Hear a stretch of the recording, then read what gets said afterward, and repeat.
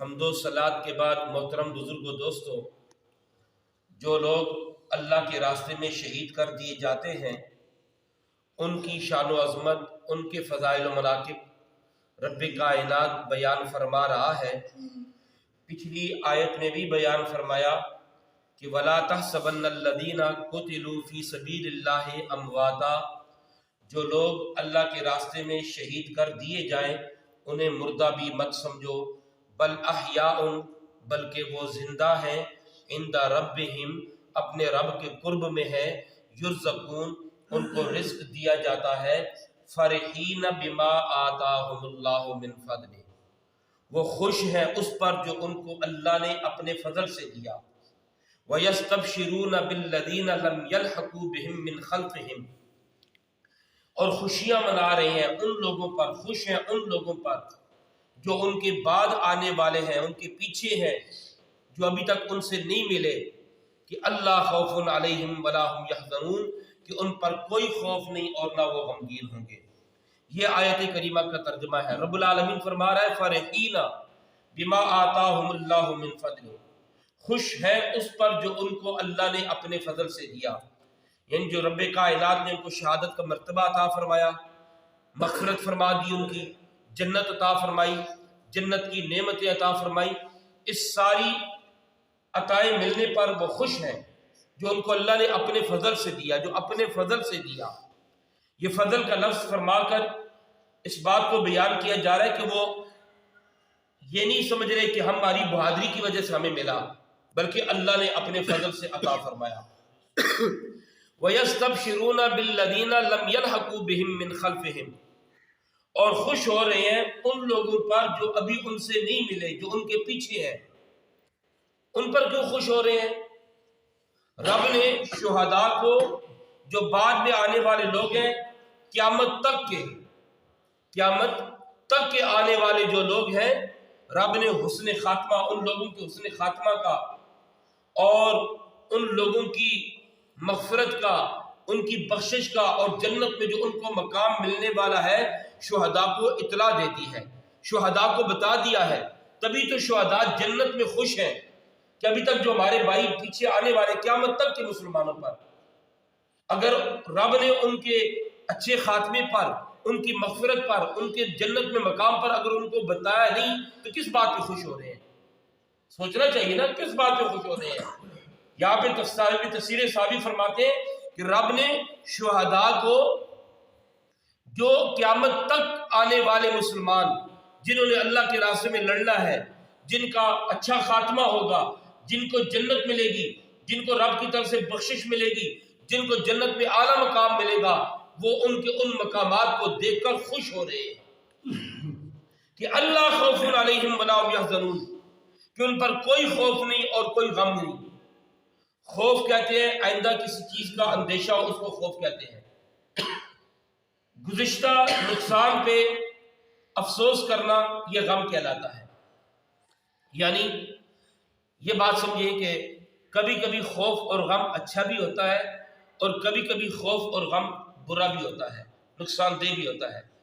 اگر ہمارے دل میں آئندہ کے لیے اللہ کا خوف ہو تو یہ بہت اچھی بات ہے۔ اگر ہم نے گزشتہ گناہ کیے ہیں اور دل میں غم ہے اور اللہ سے ڈرتے ہیں اور اللہ سے معافی مانگتے ہیں تو یہ بہت اچھی بات ہے، ٹھیک ہے۔ یا ہمارے پاس پیسہ نہیں، جس طرح وہ بدماشیاں کرتا ہے اس طرح ہم بھی بدماشیاں کریں، یہ بری بات ہے۔ ہاں، اللہ تعالیٰ سے پناہ مانگنی چاہیے کہ اللہ پاک ہم پر کسی ایسے بندے کو مسلط نہ کرے جو ہمارے ایمان، ہمارے تقویٰ سے ہم کو دور کرے۔ کسی بندے کو بھی یہ دعا کرو۔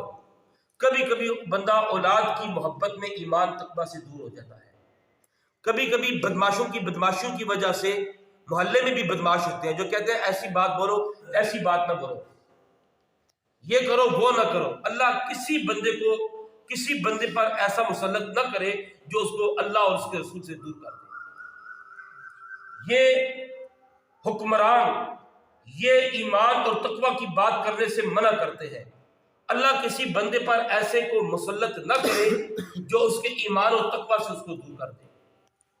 اس بات سے ڈرنا چاہیے، کیوں؟ ایمان تقویٰ سے بہتر کوئی چیز نہیں ہے۔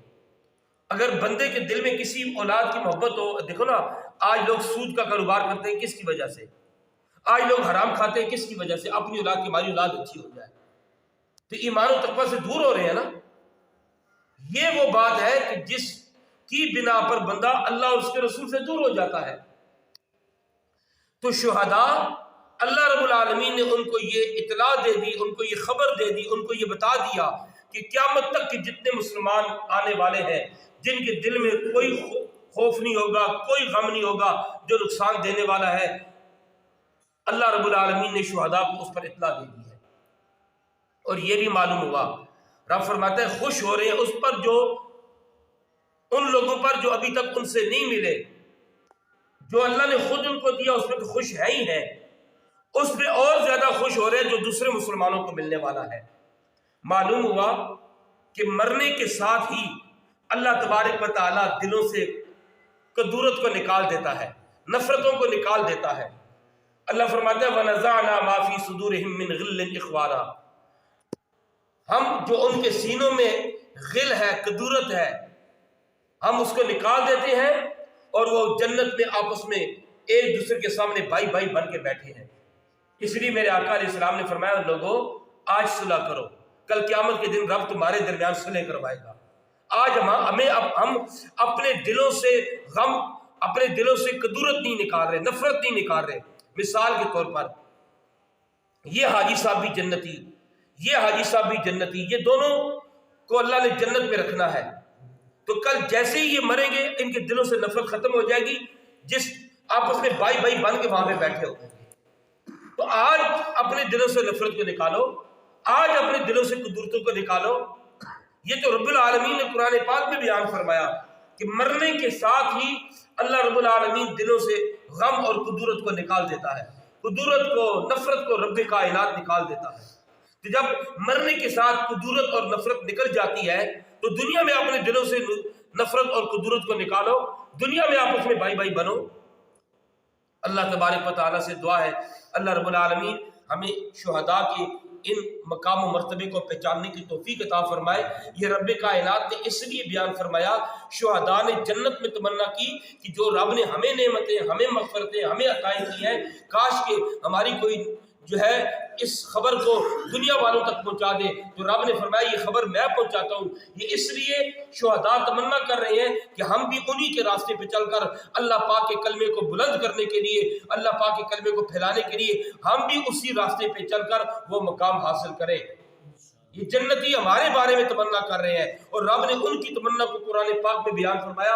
اب ہمارا کام ہے یہ سن سنا کر، یہ پڑھ پڑھا کر اس راستے پر چلنا، اس راستے سے اختیار کرنا، تاکہ ہمیں بھی رب العالمین وہ مقام مرتبہ عطا فرمائے۔ اللہ رب العالمین سے دعا ہے اللہ رب العالمین ہمیں سمجھنے، عمل کرنے کی توفیق عطا فرمائے۔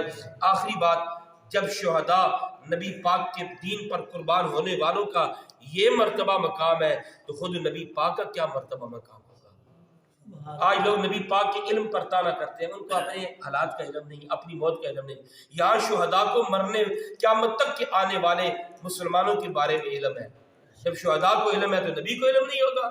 یہ بدبخت ہیں جو نبی پاک علیہ السلام کے علم پر طعنہ کرتے ہیں۔ اللہ پاک ایسے بد عقیدہ بد مذہبوں سے ہم سب کو محفوظ و معمون فرمائے۔ وآخر دعوانا